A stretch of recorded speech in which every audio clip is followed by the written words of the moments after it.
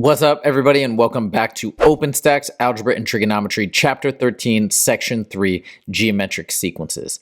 Let's do it. So the first question is, what is a geometric sequence? So a geometric sequence is a sequence of numbers where there's a common ratio, meaning a common multiplier. So for example, this could be an example 1, 3, 9, 27, etc. And you can see that the common ratio is 3 every time we're multiplying by 3. Another example could be 100, 10, 1, and 1/10. And now here the common ratio would be a multiplier of 1/10. So both of these are legitimate. Both of these are valid geometric sequences. That's how you do it. Done. What is the procedure for determining whether a sequence is geometric? So again, what you're going to do is you're going to look at every consecutive term and see if that same common ratio is consistent, meaning can it be applied from each term to get each subsequent term. So for example, if I had 1, 5, 25, 125, I can see that every subsequent term divided by the previous term is always going to be 5. An example of something that would not be a geometric sequence would be 1, 3, 5, etc., right? 3 over 1 is 3, but then here we'd have 5 over 3. These two values are different, hence there's no common ratio. Describe how exponential functions and geometric sequences are similar, and how are they different? Well, they're similar in the sense that they're both raising to a power. So for example, if we look at our explicit formula for a geometric sequence, it's a sub n is equal to a sub 1 times the common ratio to the n minus 1 power. So you can see this is my variable, and it's an exponent. So we're raising like an exponential function. Now what's different is that we don't have continuous domain. So for example, n is limited to 1, 2, 3, 4, etc. Basically natural numbers. The other difference is that this common ratio for a geometric sequence, it could be negative, whereas typically the base for an exponential function is going to be positive. So anyways, that's how you do it. Done. So for this one, we're meant to find the common ratio. And the cool thing is if we assume that this is indeed a geometric sequence, I can divide any term by its previous term, right? If they're two consecutive terms. So let's just go easy ones, right? We got -2 and 1. So I can say -2 over 1, which is equal to -2. And that's the common ratio. That's how you do it. Done.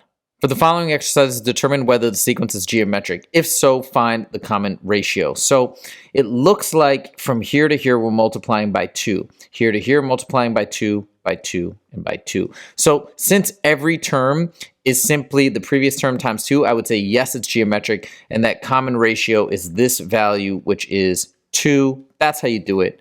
Done. So for this one, we're going to see if there's indeed a common ratio. So from here to here, it looks like we're multiplying by -1/2.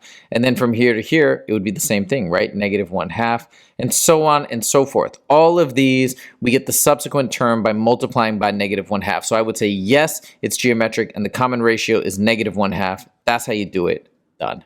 So for this one, I want to see from 0.8 to 4, or 4 divided by 0.8, that's going to be 5, right? That's the multiplier. And 4 to 20, that's multiplying by 5, 20 to 100, and 100 to 500 is all going to be multiplying by 5. So I would say, yes, this is geometric with a common ratio of 5. That's how you do it.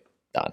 So here we want to write the first 5 terms with n equaling 1, 2, 3, 4, and 5. So we know the first term is going to be 5, and the common ratio is 1/5. So every subsequent term, we're multiplying the previous term by 1/5. So 1/5 times 5 is going to be 1. Then we have 1/5, right? 1/5 times 1 is 1/5. 1/5 times 1/5 is 1/25, and 1/5 times 1 over 25 is 1 over 125. So those are the first 5 terms. That's how you do it. Done. So for this one, we know the 6th term and the 8th term, we got to find the first 5 terms. So a couple of things we could do is we could create, using the explicit formula, figure out what the common ratio is, the first term, etc. But another thing we could do is, without using the explicit formula, we can just say, well, this is the 6th term, right? We have a 7th term, and then we have an 8th term, which is 6.25. So in each case, we're multiplying by some common ratio and multiplying again to get to 6.25 from 25, meaning I'm multiplying 25 times r, which is r squared, is equal to 6.25. This gives me a starting point to figure out what the common ratio is. So check this out. We're going to divide both sides by 25. R squared equals 6.25.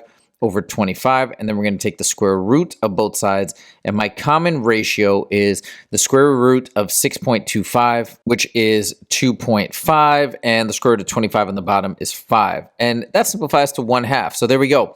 Our common ratio is 1/2. This makes sense, right? 1/2 times 25 is 12.5. Half of that is 6.25. Now, going in reverse, we're dividing by 1/2. So to get the first, second, third, fourth, and fifth term, we're going to divide by 1/2, aka multiply by 2. So double 25 is going to be 50, then the fourth term is going to be 100, then 200, then 400, and 800. So those are the first 5 terms. That's how you do it. Done. So for this one, the first term is 16 and the common ratio is -1/3. So we can use this to create our a sub n explicit formula, which is a sub n is equal to the first term times that common ratio -1/3 to the n minus 1. So if we're trying to find the fourth term, we just plug in 4 for n. So we get 4 minus 1, which is 3. So -1/3 to the third power times 16. -1/3 cubed is -1/27. 1/27 times 16 is going to give a final answer of -16/27. And that is the fourth term. Done. So here we're trying to find the seventh term. Now, the way we can do that is we can figure out the common ratio. And remember, to get that common ratio, we would multiply it by any previous term to get the subsequent term. So in this case, -2 times the common ratio is going to equal 2/3. Now we can divide by -2, aka multiply by -1/2 on both sides, which gets rid of this. And r, therefore, equals -1/3. So that's our common ratio. We also know the first term, which is -2. So I can make the explicit formula a sub n is equal to my first term, -2, times the common ratio, -1/3 to the n minus 1. To figure out this value now, we're going to plug 7 in for n. So then it becomes -1/3 to the 6th power times -2. -1/3 to the 6th power is positive 1/729, and then times -2 is going to give us a final answer of -2/729. That's the seventh term. Done. So for this one, we have a recursive formula and we need to write the first 5 terms. So of course, we have the first term already, which is 7. And the recursive is showing that this common ratio is going to be 0.2. So every subsequent term, we're going to multiply the previous term by 0.2. So 0.2 times 7 is 1.4. Then times 0.2 is going to be 0.28. Then times 0.2 is going to be 0.056. And then times 0.2 for the fifth term is going to be 0.0112. So those are the first 5 terms of the sequence. That's how you do it. Done. So for this sequence, we're meant to write the recursive formula, which just means how do we get to the next term from the previous term? So if I look at it here, right, let's say this is our previous term, this is the next term. What we're doing is it looks like we're multiplying by 1/2. We're taking half, half, half, etc. So we would just say a sub n minus 1 times 1/2, where our first term is set to -32. And that's how you do it. Done. So for this one, we need to figure out that r value, the common ratio, in order to get our recursive formula. So again, recursive means how do we get to the next term from the previous term, which is going to be a sub n minus 1. It looks like it's being multiplied by -3/10. So -3/10 times the previous term. And we have to set our first term as 10. So a sub 1 is 10. This is the recursive formula. That's how you do it. Done. So for this one, to get the recursive formula, we need to first figure out what it's multiplying by each time. And it looks like, when I look at these two terms, it's multiplying by 1/6. So the recursive formula is 1/6 times the previous term to get the next term, such that the first term is set to 3/5. And that's how you do it. Done. So for this one, we got to figure out what we're multiplying by each time to get our recursive formula. And it looks like what we're doing is, obviously, we're alternating back and forth between positive and negative, so it's going to be a negative number. And to me, it looks like, especially if we look at these terms, it's pretty obvious we can do it mentally. It's multiplying by 4, because -4, because -4 times 1/32 is -4/32, which reduces to -1/8. So we'll say -4 times a sub n minus 1 with our first term at 1 over 512. So a sub 1 is equal to 1 over 512. That's your final answer. Done. So for this explicit formula, we have to write our first 5 terms. So my first term, if I plug in 1, is going to give me 12. And that in this explicit formula, usually that number out front is the first term. So we know we're starting with 12. And it looks like this is my common ratio. So I could plug in 2, 3, 4, and 5. Or I can just recognize that I'm taking negative 1/2 of every previous term, right? So the next term should be negative 6, then it would be positive 3. Again, it's going to be flip-flopping because the common ratio is negative. Then we'd have negative 3 over 2, and last but not least, positive 3/4, right? So those are the first 5 terms. Done. So for this one, we need to write an explicit formula, and we need to know the first term, which is 1, so we'll put a 1 out here, and then we need to know the common ratio, and it looks like it's multiplying by 3, by 3, by 3. So my common ratio is 3, and then it's to the n minus 1. And that's it. That's how you do it. Done. So to get the explicit formula here, we recognize that we've got our first term as 0.8, so we'll put that out in front. And then the question is, what is the common ratio? I think it's really easy to see from negative 4 to 20, and that's the beauty of this. We can look at any 2 consecutive terms to figure out the common ratio. And what is it multiplying by? Negative 5, right? And then we just throw up the n minus 1. And that's it. That's how you do it. Done. So for 39, we're going to set a sub n equal to first that first term, which is negative 1, and then we need to identify the common ratio. So what are we multiplying by from negative 1 to get to negative 4/5? Well, it must be 4/5. So that's the common ratio inside, and then we throw up the n minus 1. That's it. That's how you do it. Done. So for this one, to get the explicit formula, we take that first term, a sub 1, which is 3, times the common ratio. And to go from 3 to negative 1, we must be multiplying by negative 1/3, right? So negative 1/3 to the n minus 1. That's it. That's how you do it. Done. So for this one, they want us to find the 12th term. And since we have the explicit formula, we just plug and chug with 12. So that's pretty cool. So we got negative times negative 1/3 to the 12 minus 1, which is 11, okay? We're going to use Desmos because this is a large exponent. So here it is to the 11th power. It's going to be positive, and that makes sense because raising to an odd power is going to make that negative. With the double negative, it's going to be positive. So it's 1 over 177,147, and that's how you do it. Done.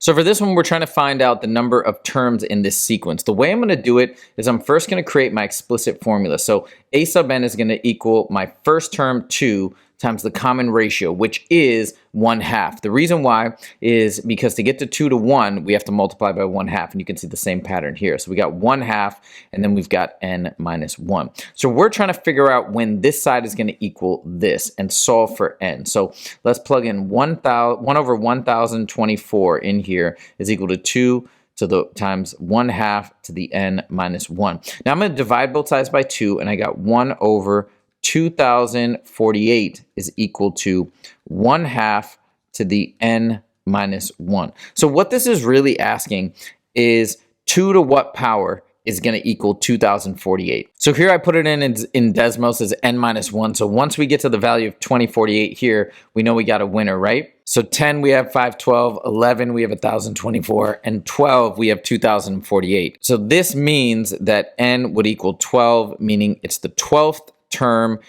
right here, which means this finite sequence contains 12 terms. That's how you do it. Done. For the following exercises, determine whether the graph shown represents a geometric sequence. So this right off the bat looks kind of like an exponential curve, which to me seems like it goes in favor of it being a geometric sequence. But now let's double check, because the one issue that I see is we're starting negative and then it's somehow going positive and staying positive. So that's probably an issue, because think about it. To go from negative 0.5 to positive 0.25, we'd need to multiply by negative 1/2. And then to go from 0.25 up here to 1.375, we clearly wouldn't be multiplying by that same common ratio of negative 1/2. So I'm going to say right off the bat, no, this is not a geometric sequence. That's how you do it. Done.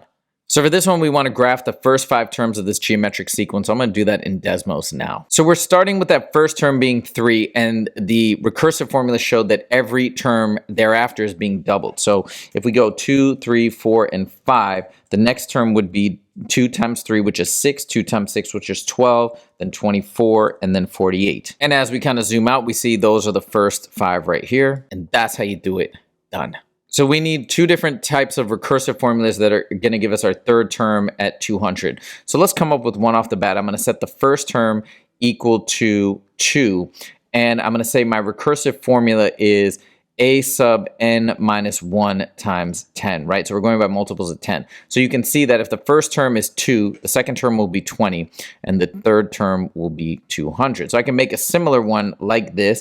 This one I'll do a bigger one. I'll say a sub 1 is equal to 20,000, okay? And this is just, again, one of infinite examples. And we'd have a sub 1 n is equal to the previous term, a sub n minus 1. And this time we'll multiply by 1/10. So every subsequent term is going to be divided by 10. So if our first term would be 20,000, our second term would be 2,000, and our third term would again be 200. So those are two examples. That's how you do it. Done. Find the fifth term of the geometric sequence. All right, so we can figure out first what's the common ratio just by looking at any two consecutive terms. It looks like it's multiplying by 4. So if that's the third term, the fourth term is going to be that times 4, which is 64b. And then the fifth term will be this times 4, which is going to be 256b. That's it. That's how you do it. Done. At which term does the sequence exceed 100? Okay, to figure this one out, I'm actually going to use Desmos. I'm going to start by creating the explicit formula. So our explicit formula is going to be a sub n is equal to my first term, 10 times the common ratio, which we can find by just saying 12 over 10, right? 12 over 10 reduces to 6 over 5 to the n minus 1. Now I'm going to plug this into Desmos, replacing n with x. So now if I look at the graph right here, I want to know when does it exceed 100. So we're going to say y is equal to 100, and there's the intersection point. So this is when it hits 100. So and obviously we're only going to have natural numbers for the actual sequence. So the 13th term, we'll say x equals 13, is going to be right here, and it's going to be 89.161. So I'm assuming the 14th term, that's where we're going to cross it, and it's going to be right here, and that is indeed correct. The 14th term is going to be approximately 107, 106.993. So a sub 14 is the answer. Done. For which term does the geometric sequence first have a non-integer value? Okay, so since this is a recursive formula, we can kind of go down the line. So first term would be negative 36. The second term would be 2/3 of that, which is negative 24. 2/3 of negative 24 is going to be negative 16.